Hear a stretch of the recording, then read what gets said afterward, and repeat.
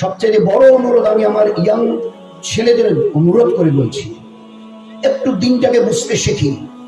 আমাদের একটা জীবন আজকের এই মোবাইলে জীবনটাকে তছনছ করে দিয়েছে, গড্ডালিকায় আমরা ভেসে বেড়াচ্ছি। Where there is no deen, no Allah, no prophet, no dunya, no akhirat. একটাই আওয়াজ, ले लो दुनिया मुट्ठी में, जो करना है कर लो ही हमें। মরার পরে তো কিছুই নেই, there is nothing। কে বলেছে? কবে দেখেছেন? কার কাছে শুনেছেন there is nothing? মরণের পরে কিছু নেই। মরণের পরে কিছু নেই না হয়, মরণের পরে শুরু আছে। মরণের পরে শুরু আছে। 1 বছর পড়ার পরে পরীক্ষা দিয়েছেন, মাস্টার ডেকেছে কেন? রেজাল্ট শোনানো হবে। 50-70 বছর জীবনটাকে চালিয়েছেন, আল্লাহ চালার সুযোগ করে দিয়েছে। নয়তো আমার ইজ্জতের কসমকে বলছি, মায়ের পেট থেকে তোমাকে বিদায় করে দিতে পারতাম। গ্রামে খবর নাও, হাজারো বাচ্চা বাপের ওই ব্যাকবন থেকে মায়ের পেটে এসেছিল, দুনিয়া আসার আগে ওখানেই ইন্তেকাল করে গেছে। এইখানে আমাদের এক জামাই আছে না, আমাদের ময়নালের জামাই, তো ময়নালের একটা ছোট ভাই মৌলানা মতিউল, তার বিবির পেটে একটা বাচ্চা এলো। প্রসবের আগে বাচ্চাটা ডক্টর দেখে বললো যে বাচ্চা আগেই মরে গেছে, 1.5 দিন আগে মরে গেছে পেটে। তা আজ তোমার এই জমিনে পা আমার আল্লাহ দেখছে, আমার আল্লাহ আমার চলাকে শুনছে। একটু সাবধানে চলি। কি ভেবেছো তুমি দুনিয়াতে তোমাকে পাঠিয়ে আমি বোধহয় ঘুম পাচ্ছি? আল্লাহ নাউজুবিল্লাহ, আমি বোধহয় বিছানায় শুয়ে একটু করড নিচ্ছি, আরাম করছি, খানায় ব্যস্ত হয়ে আছি। তোমরা কি করো আমি তো টেরেই পাই না। এটাই তোমাদের কনসেপশন না, ধারণা। So be careful. বলুন না, একটা হোটেলে একটা রুমে সিসিটিভি লাগানো আছে। একটা ছেলে মেয়ে গেছে আয়েশ করবার জন্য, প্রেমিক প্রেমিকা, 1,500 টাকা ভাড়া দিয়ে ঘন্টাখানেকের জন্য। এখন রুমে ঢুকে দেবে সিসিটিভি। এখন তো যত্র হয়ে গেছে, হাটে ঘাটে মাঠে, সোনার দোকানে, মিষ্টির দোকানে, স্কুল কলেজে, অফিসে, কোর্ট কাছারিতে, বাসে, ট্রেনে, প্লেনে, সব জায়গায়। আরে কবে বানালে? বলে কত হবে? 20, 30, 40, 50 বছর। আপনার আমাদের আল্লাহ 1,500 বছর আগে যিনি কোরআন নাজিল করেছেন, ওই দিন জানিয়ে দিয়েছেন, আমি আল্লাহ দুনিয়াতে তোমাদের পাঠিয়ে দিয়ে চুপ করে নেই। তোমাদের 2 কাঁধে 2 সিসিটিভি আমি আল্লাহ সেট করে দিয়েছি। আর এই 2 সিসিটিভি কে চালাবার জন্য 2 জন ফেরেশতাকে জিম্মেদারি দিয়েছি। So they are called kiraman katibina ya'lamuna ma tafalun. জন্মের দিন থেকে মায়ের পেট থেকে বেরিয়ে আসো, আমি আল্লাহ বলছি স্টার্ট। এই ফেরেশতা গো অন স্টার্ট। জন্মের দিন থেকে নিয়ে till the day of death, তোমার মৃত্যুর দিন পর্যন্ত জীবনে যা কিছু করো, ভালো অথবা মন্দ আমল, সবই সমেত এই সিসিটিভিতে সবকিছু রেকর্ড হচ্ছে। On the day of resurrection, কিয়ামতের মাঠে যেদিন দাঁড়াবে, আমি আল্লাহ তোমাদের এই মুখে তালা লাগিয়ে দেব। ওয়া তুকাল্লিমুনা আইদিহিম আল-ইয়াওমা নাকতিমু আলা আফওয়াহিহিম। ওই দিন তোমাদের কিছু বলার প্রয়োজনই পড়বে না, আমি জিজ্ঞাসা করব না। কেন জিজ্ঞাসা করে তো শুনবেন কি করেছে না করেছে, মানে প্রয়োজনই হবে না। আমি তোমাদের জবানে তালা লাগিয়ে দিয়ে ক্যাসেটকে ওই দিন চালু করব। আল-ইয়াওমা নাকতিমু আলা আফওয়াহিহিম, তোমাদের জবানে ওই দিন তালা লাগানো হবে। ওই দিন ক্যাসেট খুলে দেব, তোমাদের হাত পা চোখ যা কিছু আমার সঙ্গে পুরো ক্যাসেট এইভাবে বাজিয়ে শুনিয়ে দিবে, আর আমি দেখে নেব। তোমরাও দেখে নেবে কি করেছি আর করেছি, সব দেখে নেবে। আল্লাহ দুনিয়াতে আমাদের এমনি চলো গিয়ে মস্তি করো আমাদেরকে আজাদ করে ছেড়ে দেয়নি। কোরআন বলছে কিরামান কাতিবিনা ইয়ালামুনা মা তাফালুন।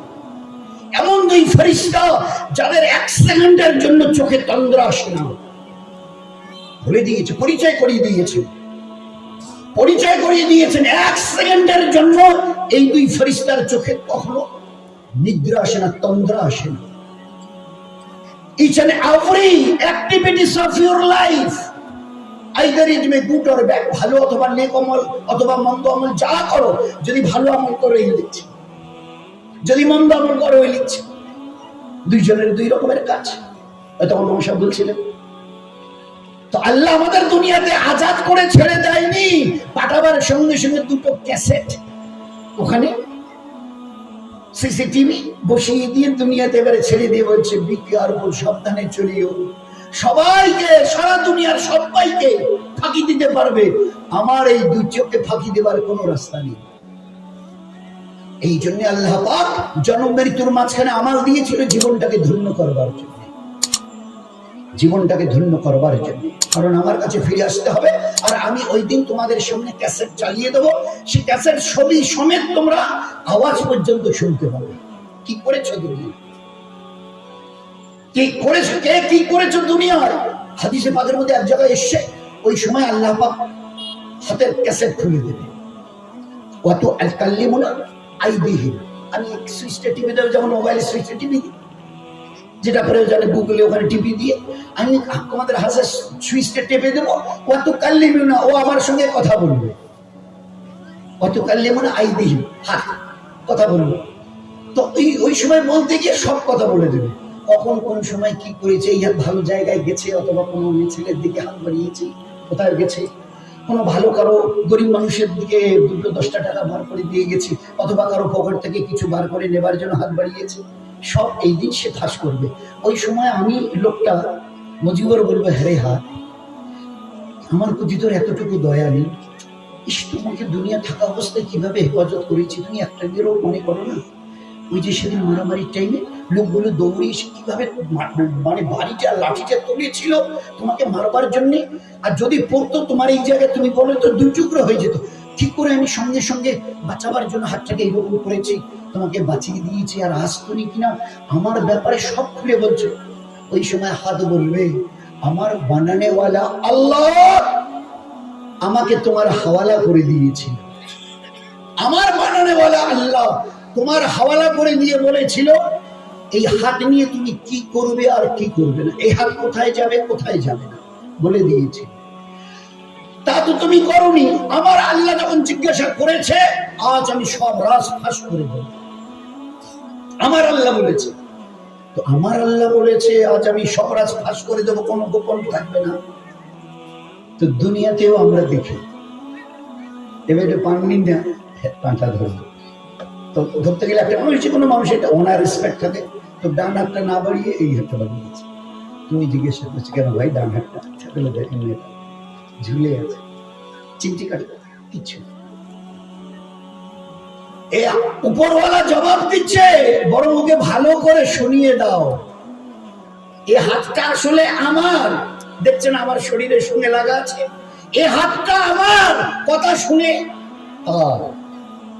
আল্লাহ নয়তো হাত আমার কথা শুনবে, শোনা তো দূরের কথা, পানটা যে আমি এইভাবে একটু তুলে নেব না, তারও কোনো।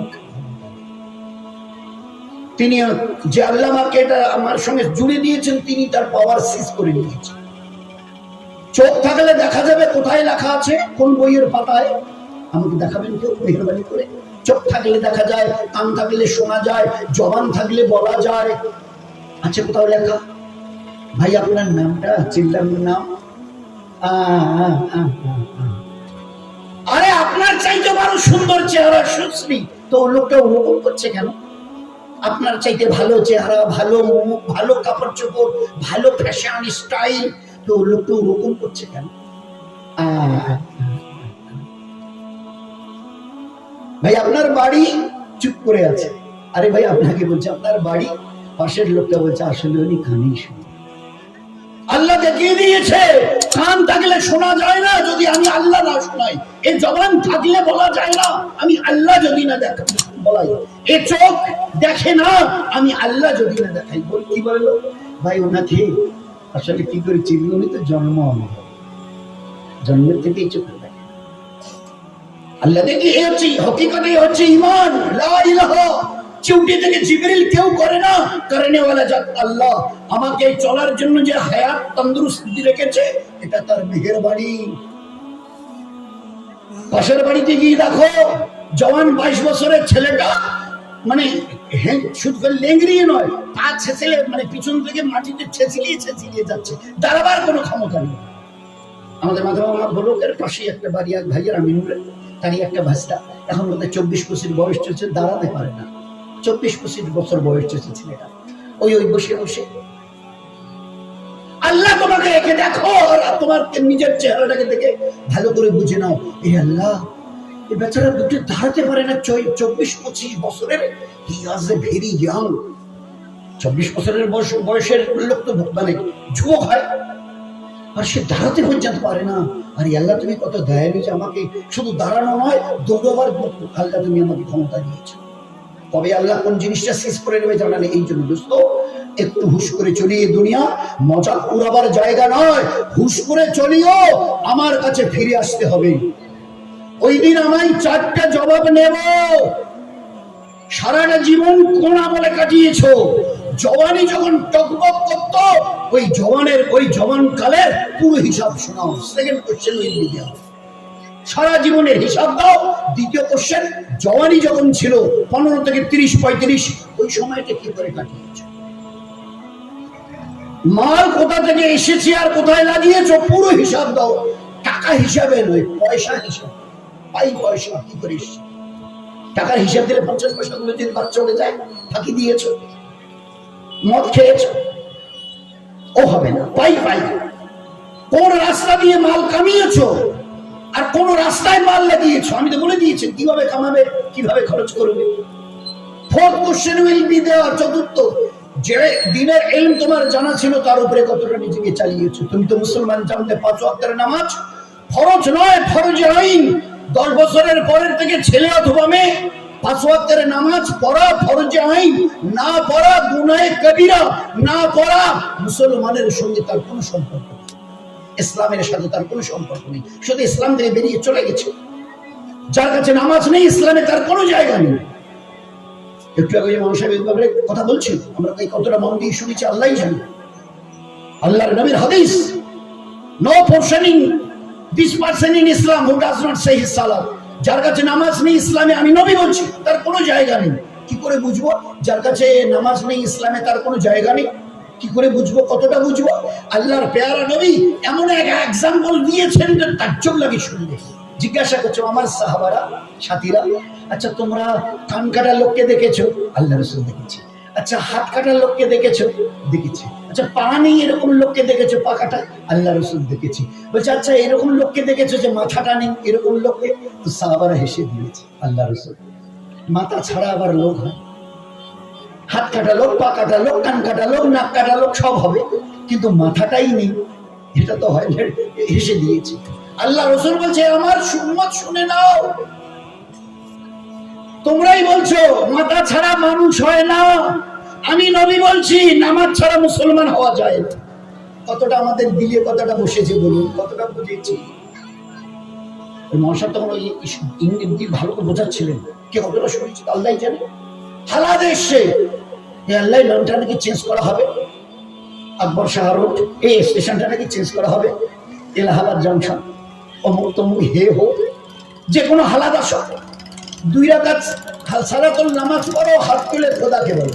ওই জন্য আমি আল্লাহ নামাজ দিয়েছিলাম, হালাতকে শুধরাবার জন্য। যখন যেখানে যে অবস্থা আসে তোমার ঘাবড়াবার কিছু নেই, আমার সঙ্গে সম্পর্ক কায়েম করার জন্য নামাজ দিয়েছি। ইয়াস্তাইনু, চাও আমার কাছে, কার কি চাইবার আছে? বিসসাবরে ওয়াসসালাম, 2 রাকাত পড়ো, আমার কাছে হাত উঠাও। ও দুনিয়া সাজে রাখো, যে চাইবে আমার ইজ্জতের কসম আমি আল্লাহ দিল ভরে তাকে দিই। সম্পর্ক কেটে দিয়েছি।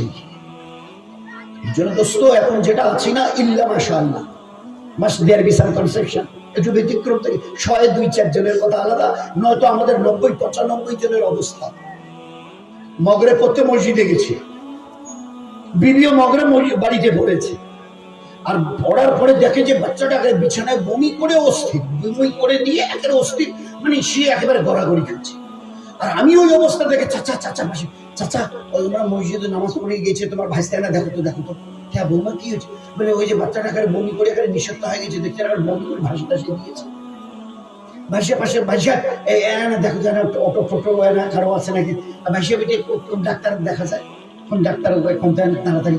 আর ওনাকে এলাও যে নামাজ পড়ে গেছে, গেছে না গেছে এলাও নেই, দেখো তো ভাইসে বাচ্চাটার কি অবস্থা। হাই রে, উনি একটু পরে খবর গেল অথবা চলে এলো, তোমরা এত আগের মসজিদে কি বাচ্চাটা দেখেন কি অবস্থা, বমি করতে করতে কি অবস্থা হয়েছে। ওহো, তারপরে আমি ওই ভাই সাহেবকে বলেছি একটা অটোর জন্য তাড়াতাড়ি করো, তাড়াতাড়ি এই অন্তত পক্ষে কুচবিহারে হোক দিনাটায় হোক ডাক্তারটাকে তো দেখাতে হবে। হায় হায়, আপনি না মসজিদ থেকে এলেন, চাচি আমা আপনি না মগরের করে সালাম ফিরিয়ে বাচ্চার কাছে গেলেন, আর তারপরে দুইজনে মিলে কি বলছে, চাচা ভাই সাহেব কোন ডাক্তার দেখা যায়, কার অটো টোটো আছে এনে দেখো তো। সবার কথা তোমার ইয়াদ আছে, শুধু একজনের কথা মনে নেই, যার কাছে এতক্ষণ মাথা ঢুকেছে, শুধু তার কথা ইয়াদ নেই। তিনি একমাত্র রোগ দেনেওয়ালা, তিনি একমাত্র সেবা দেনেওয়ালা। আরে একটা বাচ্চার রং পায়খানার বদলে গেছে, তোমার ডাক্তারের কথা মনে আছে, পাশের বাড়ির ভাই শেখকে বলে অটো টোটো ডাকতে হবে, সবার কথা মনে আছে, কোন টাউনের ডাক্তার কে ভালো তার কথায় তোমার দিল দিমাগে এসেছে। আমার আল্লাহ করনেওয়ালা, যার কাছে এতক্ষণ দাঁড়িয়ে থেকে রুকু সেজদা ঝুঁকনেওয়ালা ওয়ালি, তার কথায় একটা বড় মনে নেই। এই হচ্ছে ইমান, এই হচ্ছে ইমান।